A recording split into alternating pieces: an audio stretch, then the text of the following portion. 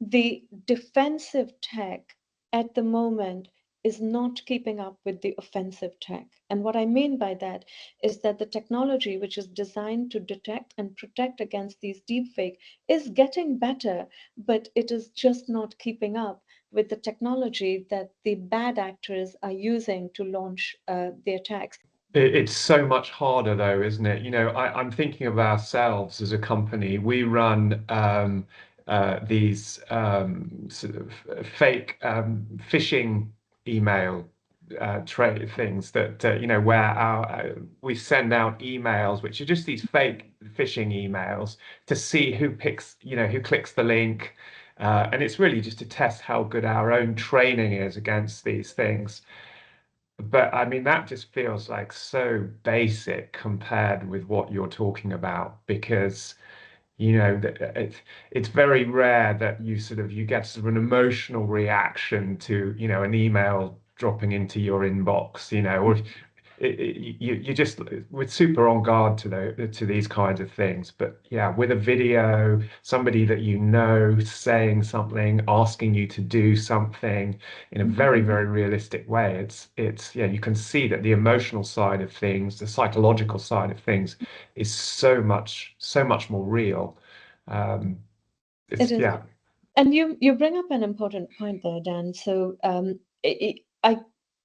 the simulation exercises that you just described there, they were great at a point in time, but they are not keeping up with the new forms of attack vectors that we are seeing in the market, which has been Mm, powered and enabled by AI. And so, one thing that we do offer is deepfake simulation exercises. So, like I said at the start of our conversation, that it's not just one attack vector, it's multiple vectors come together to launch a very, very successful attack. So, we mm, offer those simulations. So, we work with business leaders in organizations to say, okay, let's talk about your business and where the weaknesses are in terms of human risk management, and then let's craft those simulations so that we can test the vulnerability of your organization based on how the employees are being manipulated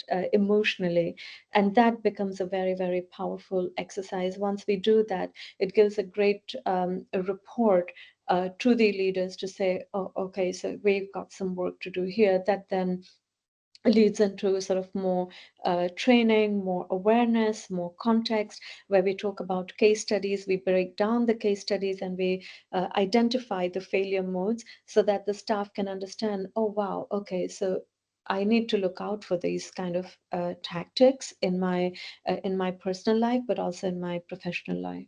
mm. Okay. And Arti, I mean, you were speaking earlier about how the technology is improving, and you spoke about the teeth of the attacker sort of looking sort of more and more realistic. What are some of the more kind of the longer term threats that you see on the horizon when it comes to deep fakes and these types of scams? Yeah, I mean, it's limitless, right? Every day we are seeing new type of attack vectors being launched. So recently I was reading somewhere about so the opposite of romance scam. These are called pig butchering scams, where you engage the individual and bring them into your world, create an enormous amount of trust, and then you grab the money from their runaway, never to be seen again. That's a pig butchering scam, and Mm, typically manifest in the romance type scenarios that I mentioned earlier. What we're now seeing is the opposite of that, which is the threat type scenarios. So people, educated people, doctors, etc., are receiving calls from FBI, for example, and saying, "Hey, we're watching you. You've been involved in some kind of criminal activity unknown to you." So they're telling this victim that you have been unknown to you. You have your information and your face is being utilized in cybercrime, and so we are now keeping an eye on you, and you need to allow us access to you in order to protect you. yeah. And that becomes So they are now becoming big brother. So they are now watching these victims all the time. They're putting psychological pressure on them and really grabbing them. Like, this is awful. This is really nasty. We're also seeing the use of personal attack to get to the organization that the person is working for. So again, if I take romance scam as an example, so if somebody is engaged in this in a with an individual they met over a dating site who is not real, but they don't know it, over time, they start to share information about their work because it's just a natural thing to do with someone you trust. Oh, I had a great day at work because I was able to close deal XYZ, and we've now made X million pounds for the business.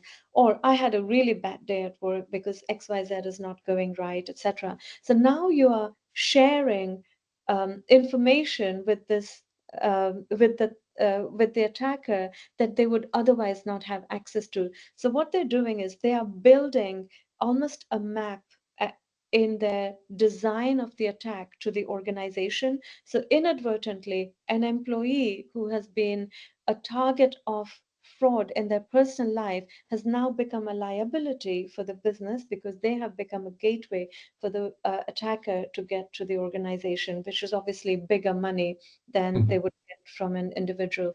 So the boundaries of attacks between a personal and a professional environment are being blurred, and they are Mm. penetrating in every which way they can get.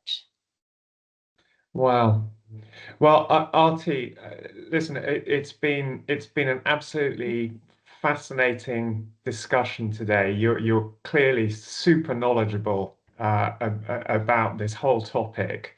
I'm very grateful for your time. Before we finish, can you just tell us a little bit about, well, I guess, firstly, where can we find you? Where can we follow you?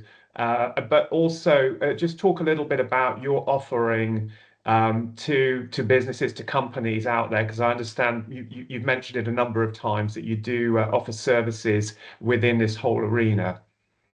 Yeah, sure. So you can find me on LinkedIn. I'm Aarti Samani, and please, happy to share my profile with your audiences. Email me on arti@artisamani.com, and I will always respond. So very easy to find me.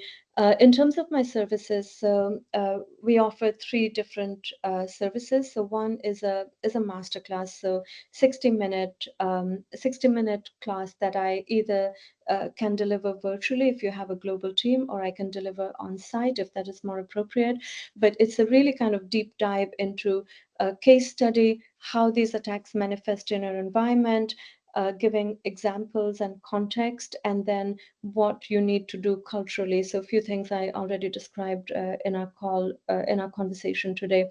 So we go through that. It's a very intense, packed masterclass, and the aim is to give a lot of information to the employees. So deepfake is not just a term that is sort of flying around they see on social media or on television.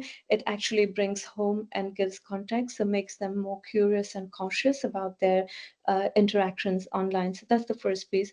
The second piece is the simulation exercises that I talked about, which is we work with the leaders to figure out on a quarterly basis how we should send these simulation attacks and figure out which employees, where are the vulnerabilities and the breakpoints in the business, and then how we should fix it. And then the third piece is should, for whatever reason, this type of attack do manifest in your business, what does the executive team need to do to contain the damage? So how do you contain the PR? How do you communicate with your clients, with your employees, etc.? So we do tabletop exercises to make sure that there is a crisis management plan in place should a deep fake or a social engineering type attack manifest in your business. And all of these things are bolted on to the existing simulations or existing exercises that you may already have in place. So what I'm not saying is that we replace what you have in place. What I'm saying is that what you have in place may not be covering some of these emerging Mm. threats and the emerging attacks, and we can help you there. So it's an additional layer, effectively, isn't it? Which is what security is all about. Exactly. Yeah. Fantastic. Okay, well, Aarti, thank you very much for your time today. It's been yeah, truly eye-opening, eye-popping, in fact, as well. I will never forget Rihanna joining my call like that. But yes, thank you very much. Thank you for inviting me. Thank you. It's important that we have these kind of conversations to really drive that awareness out in the market. So thank you for inviting me, and thank you for recording this episode. Thank you. Goodbye. Goodbye.